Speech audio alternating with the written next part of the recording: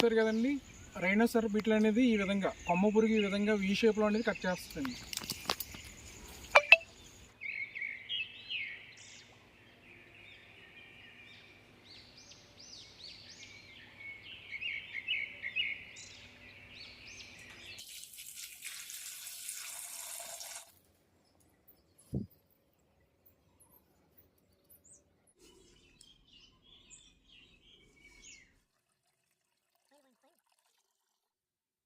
So ఈ విధంగా బొప్పాయి ముక్కలు, వాటర్, గంజి, అలాగే గుప్పుడు ఆవుపిండి నీళ్లు కలుపుకున్న తర్వాత ఈ విధంగా పాట్ని చూసారు కదా, ఈ విధంగా చేసుకోవాలి.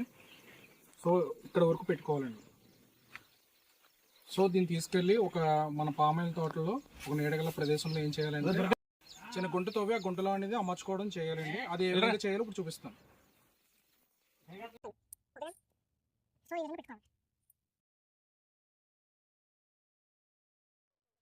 తోటలో ఉన్న వాటర్ అది ఏమి రాకుండా చూసుకోవాలి,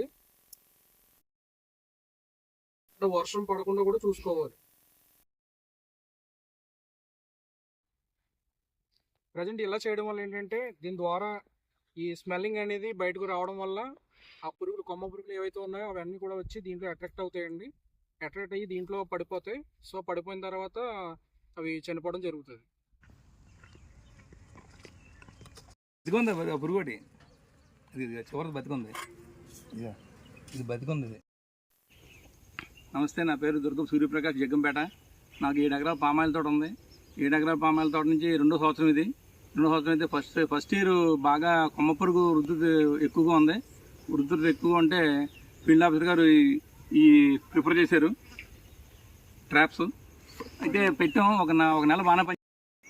7 ఆటలకి 7,000 రూపాయలు ఖర్చు అయింది నాకు. అది ఒక బిస్కెట్ వచ్చి 550 రూపాయలు తీసుకున్నారు కంపెనీ వారు. అది ఒక నెల పనిచేస్తుంది. దీన్ని ఎలాగా చూడగా కొన్నిసార్లు పెట్టి వదిలేశాను. తర్వాత ఆయన అడిగితే మన దుర్గప్రసాద్ గారు వాళ్ళు ఆలోచించి ఏదో ఇందాక చేసిన పద్ధతి పెట్టారు. అది పెట్టడం వల్ల 12 రోజుల నుంచి పురుగులు పట్టడం మొదలుపడ్డాయి. దాని నిమిత్తం ఖర్చు అయితే వచ్చి ఒక 200 రూపాయలు జరిగింది. మేము 5 కుండలు పెట్టాం. ఇది చాలా బాగుంది. ఈ పద్ధతి ఇలా మన రైతులందరూ కూడా దీన్ని అనుసరించి ఈ వృద్ధిని తగ్గించుకోవాలి. కనుక ఇది ఇలా చెప్పి మనం సక్సెస్ అయినందుకు పతాంజలి ఫుడ్స్ వారికి, మా ఫీల్డ్ ఆఫ్ దుర్గప్రసాద్ గారికి ధన్యవాదాలు చెప్తున్నాం. నమస్తే.